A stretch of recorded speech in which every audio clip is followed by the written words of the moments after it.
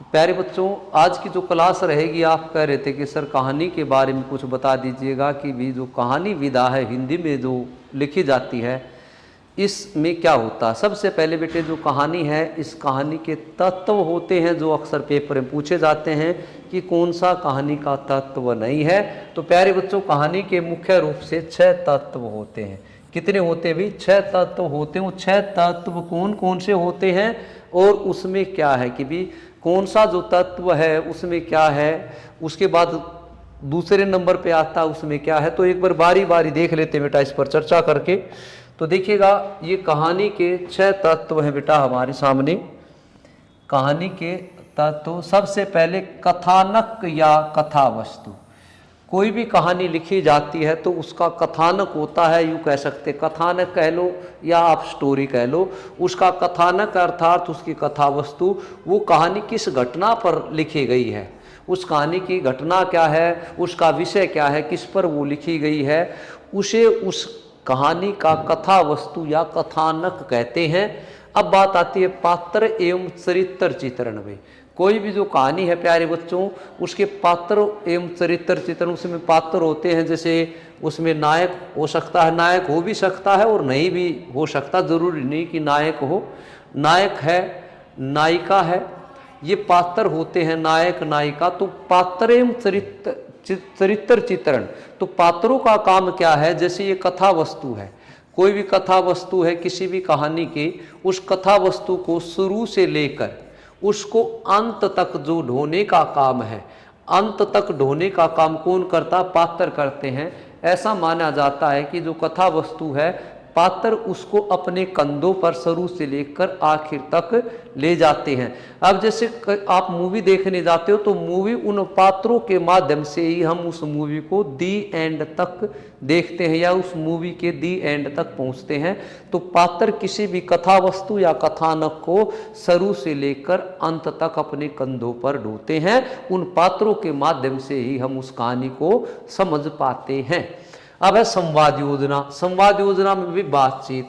तो जो कहानी के का ये एक अभिन्न तत्व माना जाता है, अर्थात कहानी में जो वाक्य प्रयोग किए जाते हैं तो उसमें संवाद योजना कैसी है।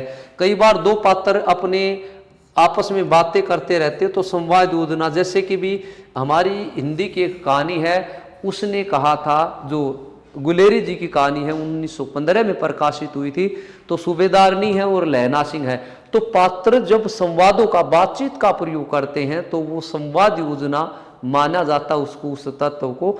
तो इस संवाद के जरिए क्या है कि कहानी में थोड़ा खिंचाव आ जाता है और कहानी जो पाठक है या श्रोता है उसको पढ़ना या सुनना वो पसंद करता है कि भी अब इस पात्र ने क्या बोला, अब इसने क्या बोला। जैसे 2 बैलों की कथा है प्रेमचंद जी की, तो 2 बैल हीरा और मोती आपस में बातचीत कर रहे हैं, वो उनका संवाद है बेटे, वो उनकी संवाद योजना है। तो संवाद योजना में एक अच्छी कहानी वो मानी जाती है जिसके संवाद छोटे हों, सरल और सहज भाषा का प्रयोग किया गया हो।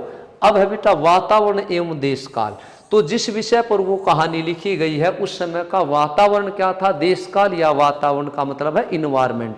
अगर वो कहानी सपोज करो कोई इतिहास पे कहानी लिखी गई है या कोई पौराणिक कथा, तो इतिहास पे अगर कहानी लिखी गई है तो जैसे भी किसी राजा महाराजा पे या कोई हमारी पौराणिक कथा है उस पर अगर हम कहानी लिखते हैं तो ये ध्यान में रखना है कि जो उसके जो नायक थे, अर्थात पीछे से एक मूवी आई थी आदि पुरुष, उस आदि पुरुष में देखा काफ़ी उपहास का विषय बना था कि जो रावण है उसको टैटू बनवाए हुए था।